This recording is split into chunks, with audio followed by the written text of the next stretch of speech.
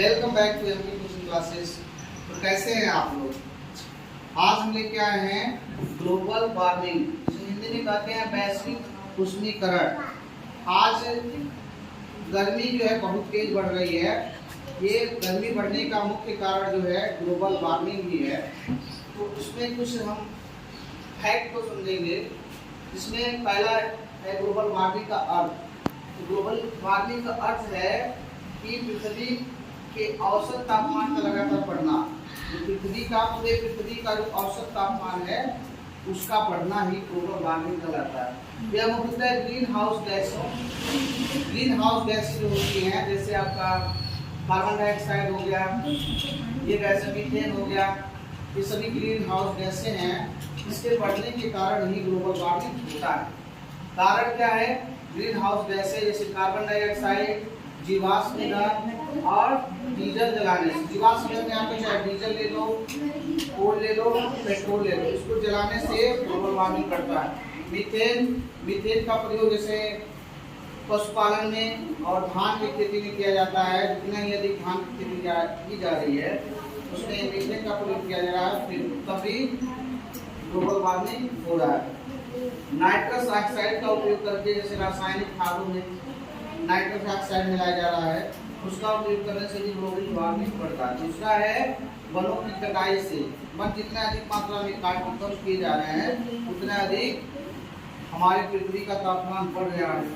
औद्योगिक और शहरीकरण है। औद्योगिक मतलब जैसे कल कारखाने बनाना हुआ, फैक्ट्री बनाना हुआ, वहाँ से जो है बहुत सारे कचरे निकलते हैं, धुआं निकलते हैं। और शहरीकरण में जैसे शहरीकरण जब हो जाता है तो वहाँ पे मोटर वाहन बहुत अधिक मात्रा में चलने लगते हैं, तो उनसे जो धुआं निकलता है उससे भी ग्लोबल वार्मिंग होता है। अत्यधिक ऊर्जा का प्रयोग, जब हम लोग अत्यधिक ऊर्जा का प्रयोग करेंगे, अधिक से अधिक ऊर्जा का प्रयोग करेंगे हर क्षेत्र में, तो ग्लोबल वार्मिंग बढ़ेगा। परिणाम क्या निकलता है? ग्लोबल वार्मिंग का जो रिजल्ट निकलता है, पृथ्वी का तापमान बढ़ जाएगा, ध्रुवीय बर्फ पिघलना शुरू हो जाएगा। जो उत्तरी ध्रुव है, दक्षिणी ध्रुव है, वहाँ का जो बर्फ है वह पिघलना शुरू हो जाएगा, जिससे समुद्र का स्तर दिन प्रतिदिन बढ़ते जाएगा। तो समुद्र के तटीय वाले जो क्षेत्र है वहाँ की जमीन पानी से डूब जाएगी, जलमग्न हो जाएगी। ऐसे ही फिर मौसम में असमानता आ जाता है, यानी इसका जो परिणाम निकलेगा ग्लोबल वार्मिंग का, कहीं अधिक तूफान आ जाएगा, कहीं अधिक गर्मी पड़ने लगेगी, सूखा कहीं पड़ जाएगा, कहीं बाढ़ आ जाएगी। ऐसी स्थिति बनने वाली है। कृषि उत्पादन में गिरावट, जब ग्लोबल वार्मिंग बढ़ जाएगा तो कृषि उत्पादन में उसकी मात्रा में कमी आने लगेगी। धीरे धीरे खाद्यान्न कम होने लगेगा। जैविक विविधताओं को खतरा, जो जैविक विविधताएं हैं जैसे जीव जंतु हैं, उनकी बहुत सारी विविधताएं आ जाएगी, उनके जीवन में बहुत सारे उतार चढ़ाव आ जाएंगे। समाधान करने के लिए सबसे मोस्ट इम्पोर्टेंट फैक्ट ये है कि कैसे समाधान किया जाए ग्लोबल वार्मिंग का।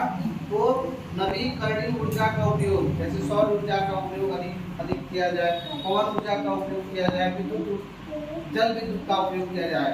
जल विद्युत, इन सब का उपयोग करने से ग्लोबल वार्मिंग थोड़ा कम रहता है, कंट्रोल रहता है। वृक्षारोपण मतलब अधिक से अधिक पेड़ लगाए जाए। जितना अधिक हम लोग पेड़ लगाएंगे उतना अधिक ग्लोबल वार्मिंग पे कंट्रोल किया जा सकता है। ऊर्जा की बचत, जितना अधिक हम लोग ऊर्जा की बचत कर रहे हैं, जैसे फालतू में पंखा चलाना, फालतू चीजें चलाना, बिजली, पेट्रोल, डीजल का कम उपयोग किया जाए तो ग्लोबल वार्मिंग को थोड़ा हद तक रोका जा सकता है। जल जागरूकता, सबसे अहम बात यह है कि हम लोग अगर जागरूक हैं ग्लोबल वार्मिंग को लेकर के, तब उस पर कंट्रोल किया जा सकता है। पुनर्चक्रण और अपशिष्ट प्रबंधन, जो पुनर्चक्रण होते हैं, जैसे एक ऊर्जा का उपयोग किए तो वो जब दूसरा रूप हो गया तो उसका भी उपयोग किया जाए।